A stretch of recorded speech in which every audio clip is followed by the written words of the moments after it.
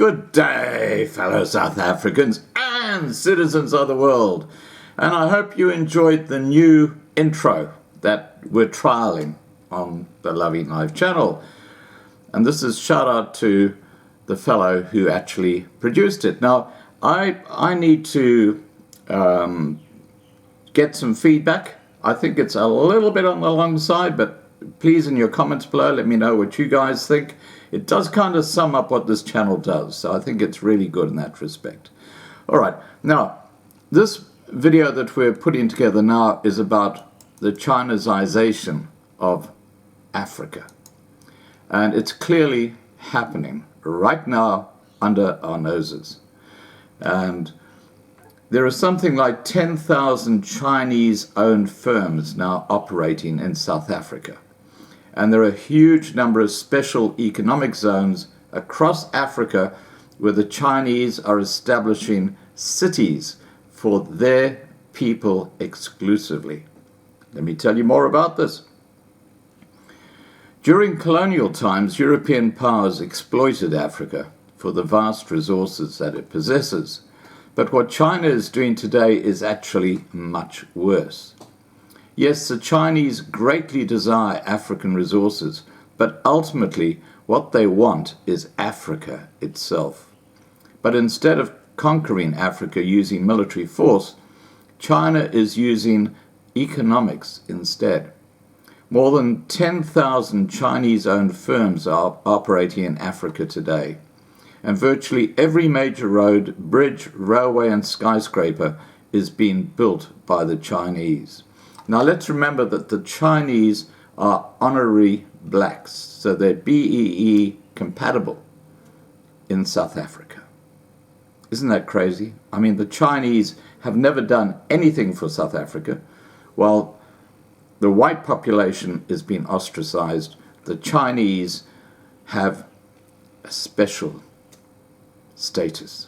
Absolutely ridiculous. Anyway, that's the ANC government for you. Getting back to the story. As a result, most African nations are very deeply indebted to China at this point. And as you will see, when these debts go bad, that gives the Chinese a tremendous amount of leverage. Many people believe that the end game for China is to make a whole lot of money and to gain control over a whole lot more resources. And China is undoubtedly pursuing those goals. But as Forbes has noted, ultimately what this is about is turning Africa into another Chinese continent. The reason Chinese corporations are in Africa is simple: to exploit the people and take their resources. It's the same thing European colonists did during mercantile times, except worse. The Chinese corporations are trying to turn Africa into another Chinese continent. They are squeezing Africa for everything it is worth. Right now, approximately 2 million Chinese citizens already live in Africa, and that number is steadily rising with each passing month. These days, it is difficult to find a major construction project on the continent that is not being handled by the Chinese, and this has enabled them to put their imprint on some of the largest African cities. For example, just check out what is happening in Nairobi, Kenya. On the outskirts of Nairobi, Kenya, a small sign points to Beijing Road, where a new housing development called the Great Wall Apartments looks like the concrete towers you'd find in a Chinese city. Across Africa, Chinese developers are building highways, light rail systems, apartment buildings, and entire cities. Most of the cities the Chinese is building are known as special economic zones. These special economic zones are essentially enormous, self-sustaining Chinese cities that have been dropped right into some of the most strategic parts of Africa. For example, one of the biggest has been built right next to Lagos, Nigeria. Next to Lagos, Nigeria, Chinese developers have built a walled-off special economic zone, basically a separate city, with separate rules designed to attract investors, based on a model they've used inside China for the last 30 years. After Shenzhen became a special economic zone in the 1980s, it went from a small town of 20,000 to, by some counts, 15 million people today. In these special economic zones, you will find Chinese factories staffed with Chinese managers that are supervising Chinese workers that are using Chinese equipment to make their products. And the size of some of these products is absolutely staggering. Just check out what has been planned for an area along the coast of Tanzania. Bagamoyo, if the project goes ahead as planned, will be transformed into the largest port in Africa. That is looking ever more likely. After delay after delay and delay and delay, the Tanzanian government says it is in the final stages of talks with state-run China merchants holding international. The lagoon will be dredged to allow access to the vast cargo ships that will queue many miles out to sea. As for the special economic zone, the original master plan shows factories in a fenced-off industrial area and apartment blocks to accommodate their estimated future population of 75,000 people.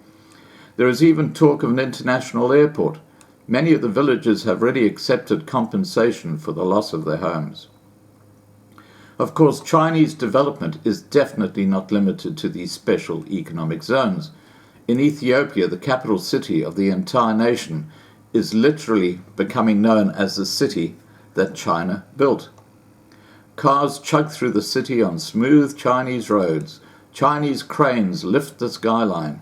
Sewing machines hum in Chinese factories. In Chinese-owned industrial parks, tourists arrive at Chinese-upgraded airport, and commuters ride modern Chinese trains to work. Simply put, Addis Ababa is becoming the city that China built. But at what diplomatic and economic cost?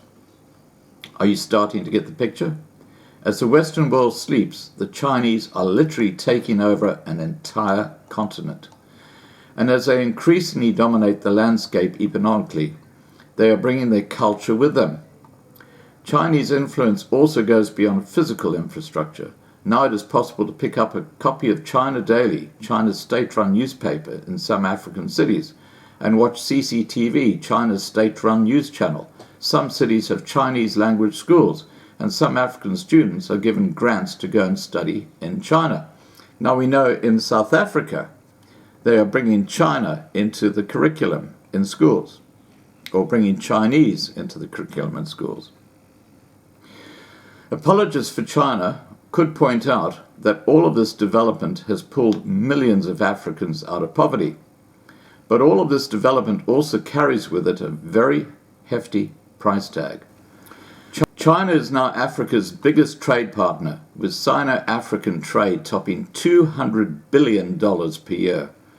According to McKinsey, over 10,000 Chinese-owned firms are currently operating throughout the African continent, and the value of Chinese business there since 2005 amounts to more than $2 trillion, with $300 billion in investment currently on the table. Africa has also eclipsed Asia as the largest market for China's overseas construction contracts.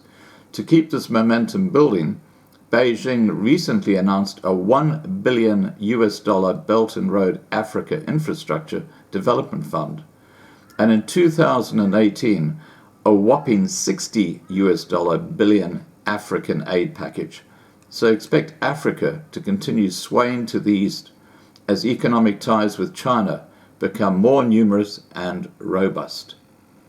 Needless to say, the Chinese are not doing all of this out of the goodness of their hearts.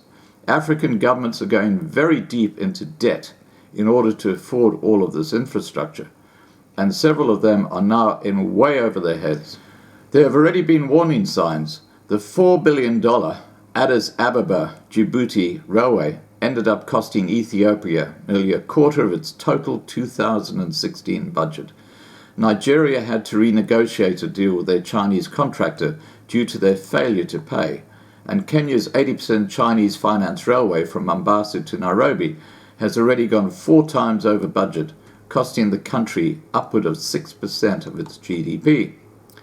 This is the sort of predatory lending that Western powers once did so well, but now China has taken things to an entirely new level. And once China has an African government by the throat, they can be absolutely ruthless. There have been credible reports of talks between the Zambian government and China on handing over the country's national electricity company, ZESCO, to the Chinese due to the inability of Zambia to meet its loan repayment promises. This is expected as China is already in control of the country's broadcasting company, ZNBC. There are also fears the main airport in Lusaka could be the next target. Obviously, Zambia is in trouble. And for other African beneficiaries of Chinese loans, they should prepare for the same possibility in the eventuality that they aren't able to repay China. Basically, Zambia is in the process of becoming totally owned by China. And this is going to happen in country after country until someone stops it. But who is going to stop them? After all, the US is about $1 trillion in debt to the Chinese at this point. When it comes to foreign policy, China is playing chess while most of the Western powers are playing checkers. They are literally running circles around us, and we are so clueless that we don't even understand what is happening. So there you go, guys. The African Union, in 50 years, will probably be a colony of China. That's my prediction. Things will change quite dramatically under Chinese control. All right, guys, please remember to subscribe to be kept informed. Ring the bell for the updates. Please like this video. Please share this video. And above all, stay safe.